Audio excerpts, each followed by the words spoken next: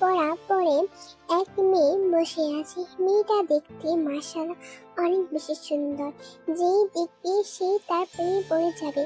ঠিক তেমনই তেল পরে জীবন জাঙ্কুক মানে জমিদার জীবন জাঙ্কুক তার প্রেমে পড়ে গিয়েছিল। সে কোনো মেয়ে দেখে তাকাইতো না, কিন্তু তাকে থেকে জীবন জাঙ্কুক চৌধুরী তার প্রেমে পড়ে গিয়েছিল। এই বেশ কদিন পর জাঙ্কুক থেকে তার নিজের করে নিয়ে নেয়। তাদের কিছুক্ষণ আগে বিয়ে হয়েছে। এখন তাদের বাসরাত। তে বিছানায় বসে আছে। তখনই জাঙ্কুক খুট করে দরজা করে তের দিকে এগিয়ে আসে এবং বিছানায় বসে তের উদ্দেশ্যে বলতে থাকে, তো মিসেস জমিদারের একমাত্র বউ জমিদার রানী, আপনাকে আমার এই রাজপ্রাসাদে স্বাগতম। আপনি কি আমার এই রাজপ্রাসাদে এসে কি আপনি খুশি হয়েছেন জমিদারের একমাত্র জমিদার রানী? জেকের এমন কথা শুনে বিছানা পড়া রমাইটা ধূপ করে বুকটা চেটে উঠল, কারণ সে কখনো কোনো পুরুষের সামনে যায়নি। আজ জেকে তার প্রথম পুরুষ এবং প্রথম ভালোবাসে। সে জেকে প্রথম পুরুষকে দেখছে। এরপর জেকে তের মাথায় অন্যটা সরিয়ে ফেলে এবং তের দিকে তাকিয়ে বলতে থাকে, মাশাআল্লাহ মাশাআল্লাহ মাশাআল্লাহ, আমার ঘরের রানী একদম চাঁদের মতন সুন্দর। মাশাআল্লাহ মাশাআল্লাহ, কারণ নজর না লাগুক আমার এই পরীকে। জেকে এমন কথা শুনে তেতুল লজ্জা লাল হয়ে যায়। তাকে কেউ এভাবে কথা বলেনি। এই তার প্রথম, তার জন্য তে লজ্জা লাল হয়ে যাচ্ছে। অন্যদিকে জেকে থেকে এভাবে লজ্জা পেতে দেখে মুচকে হাসে। সে জানে তাকে দেখে কতটা লজ্জা পাচ্ছে। সে কাউকে লজ্জা দিতে চায় না, শুধু একমাত্র তার ঘরের রানীকে মানে তেকে সে লজ্জা দিতে চায়। এটা সে জন্মের পর থেকে একটা অধিকার নিয়ে রয়েছে।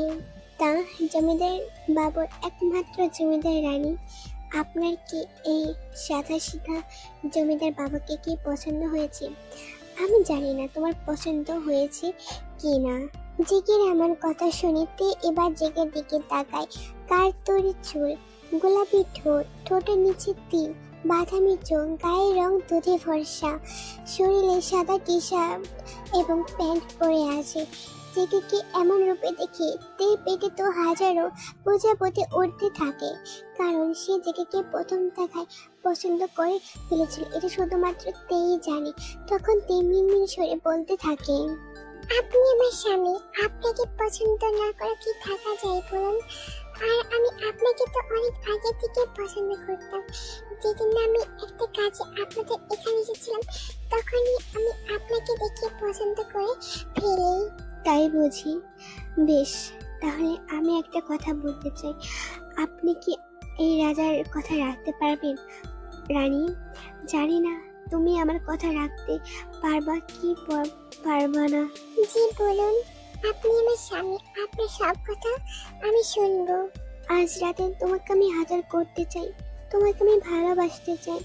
আমার এই মন আমি তোমাকে দিতে চাই এবং তোমার ওই মন আমি নিতে চাইতে আমি যে নিজেকে সামলাতে পারছি না। আমি তোমাকে ভালোবাসতে চাই, আমি তোমাকে আমার নিজের করে নিতে চাই। আপনি আমার স্বামী, আপনি আমাকে ভালোবাসতে চান, এটাকে আমি কি কোনোভাবে মানা করতে পারি? আপনার আমার উপর পুরোভাবে অধিকার আছে জমিদার বাবু। তের কথা শুনে জিকি মুচকে হাসে এবং তেকে এক টান দিয়ে নিজের কাছে নিয়ে আসে এবং তের ঠোঁট এবং তার ঠোঁট মিলিয়ে দিয়ে এবং তারা দুজন কিস করতে থাকে। জিকি এমন ভাবে কিস করছে যেন সে এক মধু খাচ্ছে। তেকে এমনভাবে কিস করছে আর এদিকে তে অবশ্যই চোখ বন্ধ করে ফেলে, কারণ এটা তার প্রথম কোনো পুরুষ তাকে এইভাবে শুয়েছে।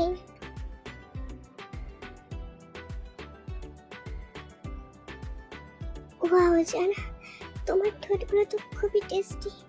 আমি এমন টেস্টি জিনিস কখনো খাইনি, আজ প্রথম খেলাম। আমি তো আগে জানতাম তারা তোমাকে আমি অনেক আগে আমার নিজে করে ফেলতাম। এই কথাটা বলে এবার জেকে ঠোঁটের গলায় নেমে যায়। ওখানে জেকে চুষতে থাকে এবং তের গলায় কামড় দিতে থাকে।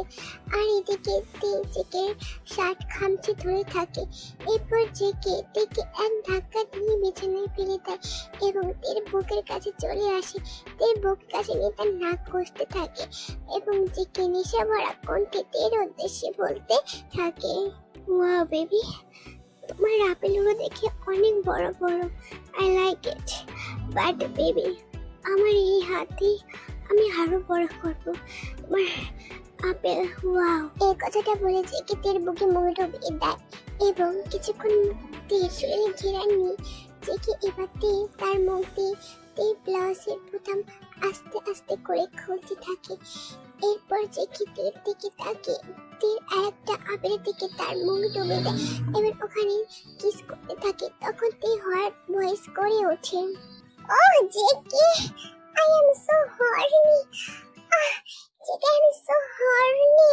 ইয়েস মামি, আমি তোমাকে আরো আরো আরো বেশি হর্নি করতে চাই।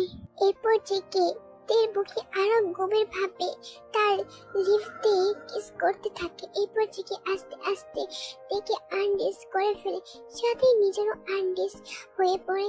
জেকে লিটার মেম্বার দৃশ্যমান হয়ে আসে। এটা থেকে তে তো বারে বারে ঢুকলে থাকে। এদিকে তে সারা শরীর কাপড় নেই।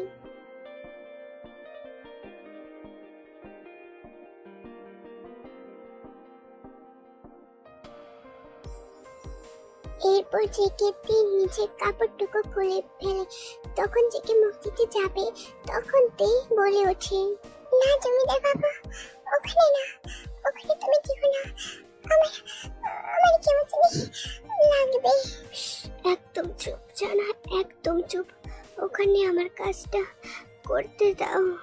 এই কথাটা বলে জেকে তের হাত থেকে তের হাতটা সরিয়ে ফেলে এবং জেকে ওখানে যেভাবে কিস করতে থাকে এবং তের বিছানার চাদর খামচে ধরে থাকে। তার কেমন জানি হয়েছে। আর এদিকে তো জেকে তো তার মতন তের ওখানে যেভাবে কিস করতে থাকে। আস্তে বেব, আস্তে, আমি আর পারছি না, আমার নিজেকে এখন পাগল পাগল লাগছে। Yes mummy, mummy, fuck you, mummy. Yes, daddy. এরপর জেকে তে চেয়ার থেকে মুখ উঠিয়ে তের দিকে তাকায় এবং টেবিল থেকে একটা জিনিস নিয়ে সে প্যাকেটটা খুলে তার নাকের সাথে খেয়াল নিতে থাকে এবং সেই সুগন্ধ পেয়ে তে তো আরো উত্তেজিত হয়ে গেল।